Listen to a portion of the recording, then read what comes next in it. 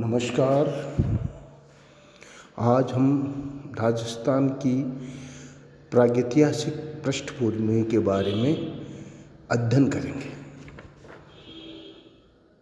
राजस्थान राज्य की रीढ़ की हड्डी अरावली पर्वत तथा उससे निकलने वाली जीवनदायिनी सरिताएं जैसे बनास, बेड़च, लूनी, साबरमती, मैनाली, मोरेल, चंबल, आहड़, काली सिंध, वाकल, मानसी, बांडी, साहिबी, बाणगंगा, गंभीरी इत्यादि प्रागैतिहासिक काल से कई सभ्यताओं के उत्थान एवं पतन की साक्षी रही हैं। राजस्थान के रेत के टीले और गुफाएं राज्य की प्रागैतिहासिक कहानी को कहते हैं। राज्य के प्रारंभिक प्रागैतिहासिक युग में मानव कंदराओं में रहता था। इसको इतिहासकारों ने प्रस्तर युग का नाम दिया, जिसमें मानव संस्कृति विद्यमान थी।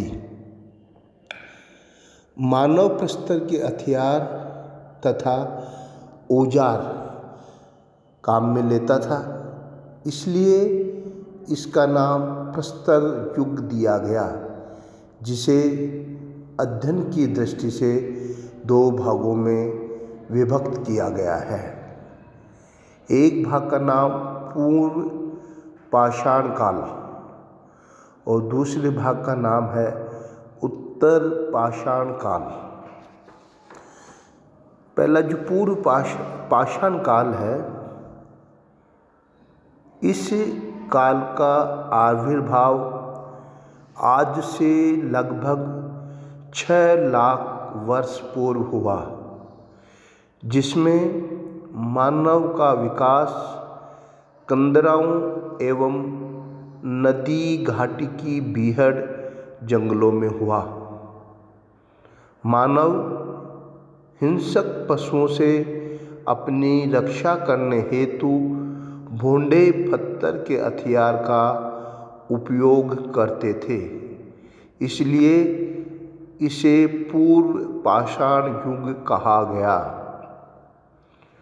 पश्चिमी राजस्थान की जीवन रेखा लूनी नदी के सहारे पोखरा बड़ी ढाणी के रेत के टीलों में पूर्व पाषाण युग के उपकरण पर्याप्त मात्रा में उपलब्ध हुए हैं। बैराट, जिसको विराटनगर के नाम से भी जाना जाता है, बैराट के पर्वतों में कई गुफाएं मिली है, जिनमें आदि मानव निवास करता था। उस समय मानव कच्चा मांस भक्षी था और यायावर जीवन व्यतीत करता था। इस युग में मानव कंद मूल फल का भी वह उपयोग करता था। ये पूर्व पाषाण काल की मुख्य विशेषताएं थी। दूसरा जो काल था उत्तर पाषाण काल।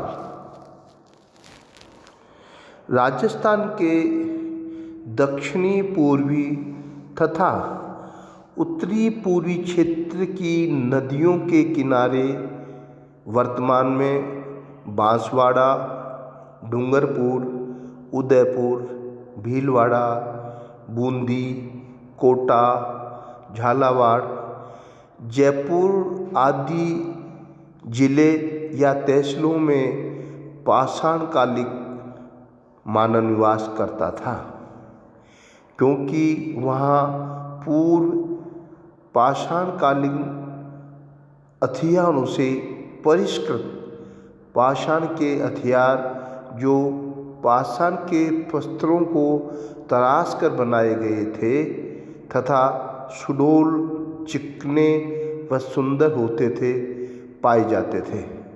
इनमें कुल्हाड़ी, चाकू, तीर प्रमुख थे।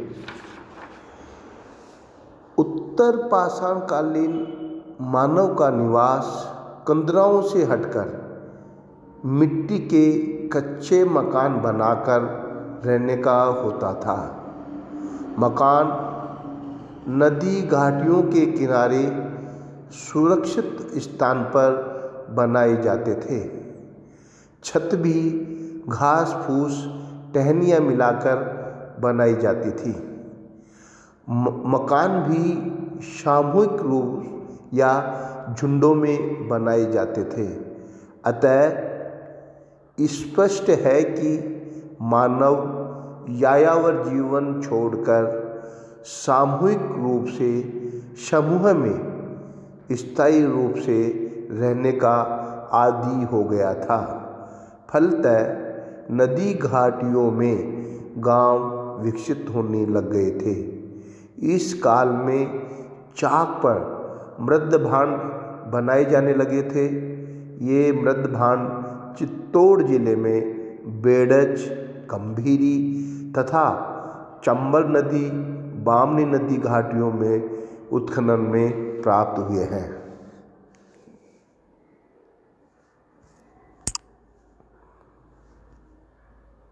धन्यवाद।